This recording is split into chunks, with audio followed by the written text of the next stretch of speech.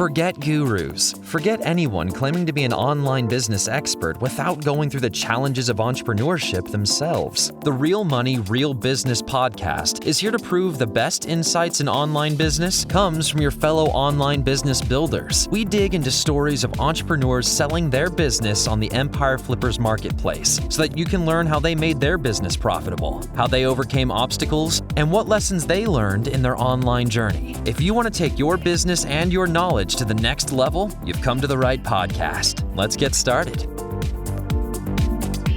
Hey everyone, Brandon here with another great business to discuss on this episode of the Real Money, Real Business podcast. Today's guest is Oscar, and he's selling his Amazon FBA business on the Empire Flippers marketplace. So welcome to the show, Oscar, and how are you doing today? I'm doing good. How about you?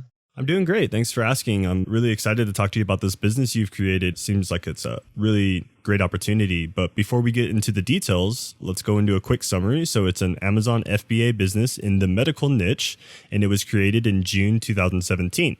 The average monthly revenue for the business is $14,736 and makes an average of $2,797 per month in net profit. For everyone listening, you can visit empireflippers.com/marketplace and search for listing 47583 to learn more about the business, or you can unlock this listing to start your due diligence if you're interested in purchasing this asset. So now that I've given a general overview of the business, what's included in the sale is the Amazon Seller Central account with 5 SKUs, a domain and all site content and files, a trademark, social media accounts for both Facebook and YouTube, an email list with 12 subscribers, and it is worth noting that inventory is not normally included in the list price, and further details can be provided to active buyers. So, Oscar, can you tell me a little bit about your background in building and running online businesses? Yeah, sure. So I started getting into online business when I was about 13. I got into a lot of scammy things. I didn't know back then at the time what I was getting into, but I had the interest of building a business online. And then when I turned 23, I found the Amazon FBA business model, and I launched my first products in. Now, was there some specific products that you were launching at the start that kind of led you into this medical niche, or did you kind of fall into this niche just from product research, from past experience? I found this niche by just doing a lot of keyword research, just research on the back end. Mm-hmm. I saw the opportunity and I launched those products. Okay. And then so now does this business just primarily make money from Amazon FBA? Is it all coming from Amazon, or do you also have a lot of revenue generated from the site as well? No, most of the revenue comes from Amazon. Okay. Gotcha. Now, Oscar, why is it that you decided you want to sell the business? I want to sell it because I want to get into other things. Right now, the medical niche isn't really what I enjoy doing, and I feel like someone else can really push this brand to its potential. So that's the reason I want to sell it. Okay. Yeah, I mean, that makes sense. It's, once you lose the drive and the motivation within a specific niche, you don't want to see your baby essentially fail, and you want someone else to be able to really take it to the next level and capitalize on its full potential, right? Yeah. Now, I mean, is there anything that you learned while you were growing this business, Oscar, that you plan on applying to any future sites or future businesses down the road? Yeah, I learned a lot of things because it was my first real business. Mm-hmm. So I learned a lot of just the basic fundamental things about running a business, like accounting and SOPs and all that. Mm-hmm. But I also learned all the technical stuff about Amazon, like listing optimization, PPC. And yeah, that's what I learned so far. Okay. Starting this business. Gotcha. Now, I know you said, you learned a lot of things with Amazon PPC and listing copy and things of that nature to really optimize the site. Was there anything that you tried with this business and it just didn't give you the ROI that you were expecting? Yeah, I tried products that they're Me Too products, I guess you can call them. Mm-hmm. And it's really hard to be profitable like that because you're mainly competing on price and reviews. And that's just a hard way to compete. So the way I launch new products is by having something unique about the product that makes it stand out. Mm-hmm. And that's made it a lot easier launching products. Okay.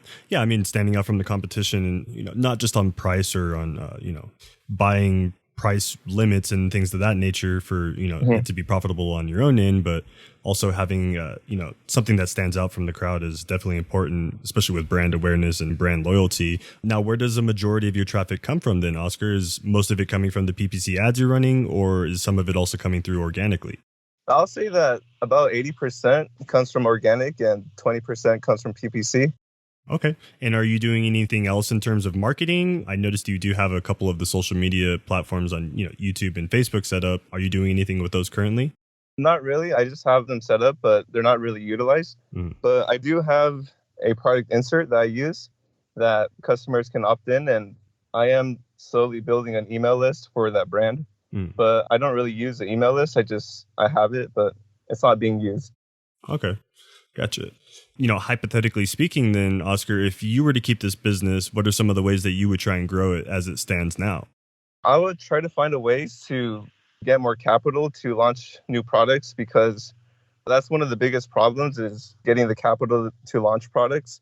So I would find a way to get that and just try to expand internationally into other marketplaces. Okay. So your products are currently only selling in the US then? Yeah. Okay. So maybe just launching into some of the other marketplaces, really optimizing the inventory flow and capitalizing on the opportunity to keep stock ready on that and expanding the marketing efforts to other marketplaces. Yeah, a lot of low-hanging fruit for any potential buyer that's looking at this business.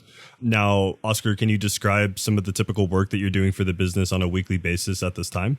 Yeah, like daily tasks are just optimizing your PPC campaigns. I do that about once a week. And I do like basic customer service daily when customers message. And that's pretty much it. Like once the listing is ranked and optimized, like it's pretty much passive from there. And it's very easy to keep track of. Okay. And can you go through the process of how you're getting the inventory from your suppliers to Amazon? Yeah, I work with a sourcing agent that they handle most of my inventory. I just communicate with them and they purchase the inventory, and when I need the inventory, they send it over to the Amazon FBA warehouse. Okay, so pretty straightforward. Your sourcing agent handles a majority of the inventory orders and tracking and things like that for you already? Yeah. Okay, so then do you feel like there's any particular skill set or knowledge that a potential buyer should already have prior to purchasing this asset? They should have the skill set of knowing Amazon, or at least hiring someone that can learn it. And just being like overall like familiar with like technology, because like that'll help a lot. Okay. Yeah, no, definitely. And then what do you feel are maybe some of the potential risks associated with this business that a buyer should be aware of? Some of the risks are that you're on Amazon's marketplace, so they can suspend you if you do anything bad or if you like manipulate something. But like as long as you're not doing that, your chances of getting suspended aren't very high. Right. Staying within their terms of service as well is something that's always really important, when it comes to being on Amazon's platform, as well as they do have control over a lot of the stuff that is going live to their audience and their traffic as well. So, Oscar, are you willing to commit to a non-compete? So that means any future businesses or projects that you're currently in, you'll stay out of this specific niche? Yes, of course. Okay, perfect. And then how much support are you willing to offer potential buyers? Are you going with the typical 30 days of email and Skype support, or did you have something in addition that you'd like to add on to that? I'll be willing to do about like 6 months of email support, just whatever questions they have. Like I'll be willing to help them out. Okay. No, that's, far more than the average support that most sellers are willing to offer. So that's great. I'm sure any potential buyers, they can really see the value and, the help and the support you're willing to offer them even after the sale. Now, just a few more sideline questions for you, Oscar. Is there anyone who inspired you while you were building this business that our listeners might like as well? Just like in general, like seeing people online, like I've seen like it's possible to build a business like in this business model, and that just motivated me because I knew it was possible. So I knew like I could do it too. Yeah, I mean, that's essentially a job in itself, is a lot of influencers online, showing, the possibilities of being able to travel and work online, which is, also something that really drove me at the start as well, too. So yeah, I completely agree with you on that. And what advice would you give to our listeners, Oscar, that you wish you knew when you first started this business? Some advice would be that to have enough capital to launch new products, because that was one of my biggest problems, like not having enough capital to launch products. But besides that is like getting into products that have good profit margin and getting into products that have a low supply compared to the demand, because that will help like launching new products a lot easier. And that's the advice I'll give to new sellers. Okay. Yeah, no, that's really valuable. Is a lot of people don't probably think, or consider the investment that goes into Amazon FBA even after, maybe a purchase or even after building one up just to gain that inventory and those products. And it takes a lot of capital to initially invest in that. Mhm. Now, was there any software or tools that really helped you at the start of running this business, Oscar? Yeah, I use a lot of keyword tools. Like one was called Helium 10. Mhm. I use that just to do keyword research and to do all of my listing optimization. That tool really helped out. Okay. Yeah, I had a lot of people mention Helium 10 as well, and seems like it's a very helpful tool that a lot of FBA business owners have been using lately. Now, what was it that drove you and motivated you while you were growing this business? I didn't like my job, or I didn't like going to college. So I just wanted to do something on my own and build something. And that's what motivated me to start. Hmm. Yeah, no, I'm right there with you as well. It's always good to get out of your bubble or what you feel like you're not happy in and venturing out and doing something that you really are, passionate about and enjoy. And why do you feel that this business model is great for those who are interested in getting started in online business? I think it's great because it's a very passive business model if you have the right systems. And it's also very scalable. And I feel like there's a big future for e-commerce because like as the new generations get older, they're just going to continue to buy online. So I just feel like it's going to continue to grow and the opportunity is going to grow with it. Mhm. Yeah, I completely agree with you on that. And as we're moving into an age where a lot of people are just doing their shopping from home, it makes a lot of sense to capitalize on this opportunity that we have in front of us. Now, just one final question for you, Oscar. Putting yourself in the shoes of a buyer, why do you think that your business is worth buying?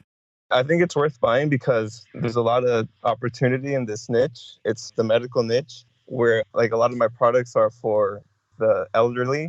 So I feel like in the next few years, like more people are going to retire and that niche is going to grow more with it. Hmm. Yeah, no, definitely, staying ahead of the curve on, potential product trends and things of that nature is definitely important. And seems like you've definitely built a solid business here, Oscar. And I'm sure we'll be getting this here sold for you in the next few weeks. And I really appreciate you coming on the call. Was there anything else that you'd like to share that I might have missed? No, it looks like we covered it. Okay, perfect. Well, yeah, I really appreciate the call again, Oscar, and look forward to speaking with you here in the near future. Thank you. All right, thank you so much. And all right, everyone. So thanks for listening. To learn more and to see if this listing has already been sold, head over to empireflippers.com/marketplace and search for listing number 47583. If you're watching this on YouTube, click the link in the description to go straight to the listing. And once you've unlocked this listing, you'll be given everything you need to know about the business. So until next time, enjoy your digital journey.